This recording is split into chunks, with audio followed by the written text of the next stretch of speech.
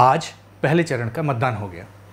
पहले चरण के इस मतदान में आज 16 राज्य और 5 केंद्र शासित प्रदेशों में कुल 102 सीटों के लिए मतदान हो गया है। पहले चरण में कुल 1625 प्रत्याशी चुनाव मैदान में हैं, जिनमें 8 केंद्रीय मंत्री, 2 पूर्व मुख्यमंत्री और 1 पूर्व राज्यपाल चुनावी मैदान में अपनी किस्मत आजमा रहे। 16.63 करोड़ से अधिक मतदाता चुनाव मैदान में उतरे। 1625 उम्मीदवारों की किस्मत का फैसला करेंगे।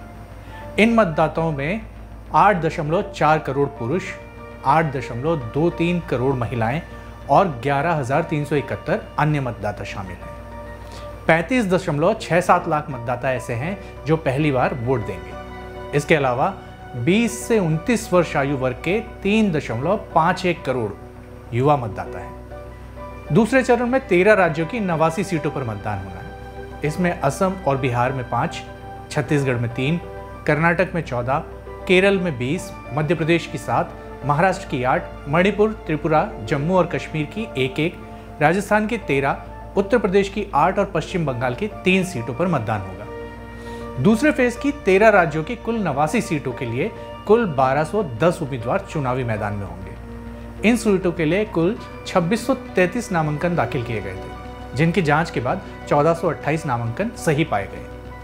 चुनाव आयोग ने बताया कि दूसरे चरण के लिए सबसे ज्यादा 500 नामांकन केरल राज्य में किया गया, जहां पर कुल 20 सीटों पर चुनाव होना है, और सबसे कम नामांकन त्रिपुरा में दाखिल हुआ, जहां पर केवल 1 सीट पर चुनाव होना है। इस दौरान एक खास बात और रही कि कल सुप्रीम कोर्ट ने इलेक्शन कमीशन ऑफ इंडिया से ईवीएम और वीवीपैट मशीन पर दायर एक याचिका की सुनवाई के दौरान कहा कि यह चुनावी प्रक्रिया है, इसमें पवित्रता होनी चाहिए। किसी को ये आशंका नहीं होनी चाहिए कि जो अपेक्षित है वो नहीं किया जा रहा है। सुप्रीम कोर्ट की ये टिप्पणी काफी महत्वपूर्ण है, क्योंकि जो माहौल इस चुनाव के दौरान चल रहा है, उस माहौल ने इन सरकारी संस्थाओं को शक के दायरे में जरूर खड़ा कर दिया है।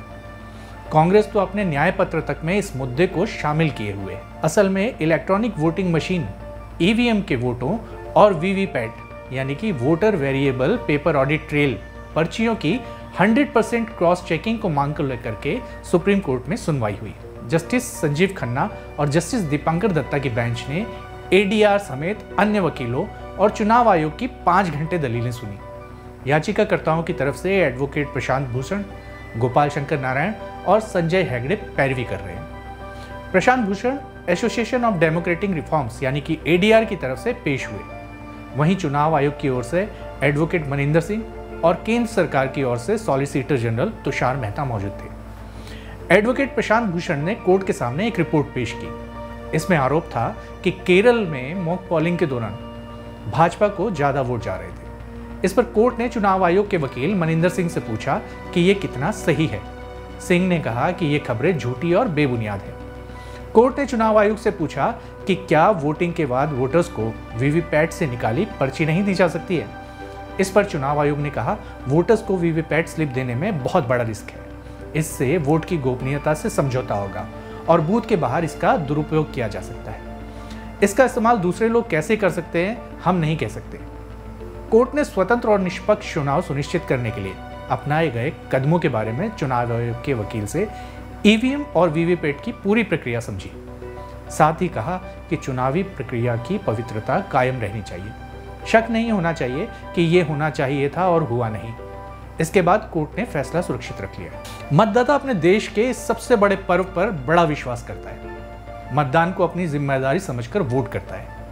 पर इस तरह की खबरें और इस तरह के मुद्दे उसे संशय में जरूर डाल सकते हैं कि सच में वो जिस लोकतंत्र की इस महाहवन की अग्नि में अपनी वोट रूपी आहुति दे रहा है, वो अग्नि पवित्र है या नहीं। सरकारी संस्थाओं के साथ सभी राजनीतिक दलों को भी इसका ध्यान रखना चाहिए कि मतदाता का विश्वास लोकतंत्र की इस महत्वपूर्ण प्रक्रिया में बना रहे। जब यह विश्वास बढ़ेगा तो देखिएगा कि मतदाता भी सब कुछ छोड़कर अपना वोट जरूर करेगा। एक डाटा के अनुसार वर्ष 2009 में मतदान प्रतिशत 58% रहा था, जो वर्ष 2014 में बढ़कर 66.4 और वर्ष 2019 में 67.6% हो गया था। एशियाई अब उसे 70% से आगे ले जाने की उम्मीद कर रहे हैं। भारत सहित विश्व के लगभग आधे देश 60 से 79% कुल मतदान के दायरे में आते हैं। एक ऐसे समय में जब भारत ने स्वयं को एक प्रमुख आर्थिक और कूटनीतिक शक्ति के रूप में स्थापित करने की दिशा में तेजी से प्रगति की है, उसे उन देशों के विशिष्ट क्लब में शामिल होने की भी आकांक्षा करनी चाहिए जहां लोकतांत्रिक चुनाव में 80% मतदान होता है। और ये तब तक होना थोड़ा मुश्किल है जब तक राजनीति में शुचिता न हो। एक राजनीतिक दल की महिला नेत्री दूसरे दल की महिला प्रत्याशी के खिलाफ कुछ अनर्गल पोस्ट सोशल मीडिया के माध्यम से पोस्ट कर देती है और फिर कहती है कि मेरे अकाउंट से किसी और ने पोस्ट कर दिया।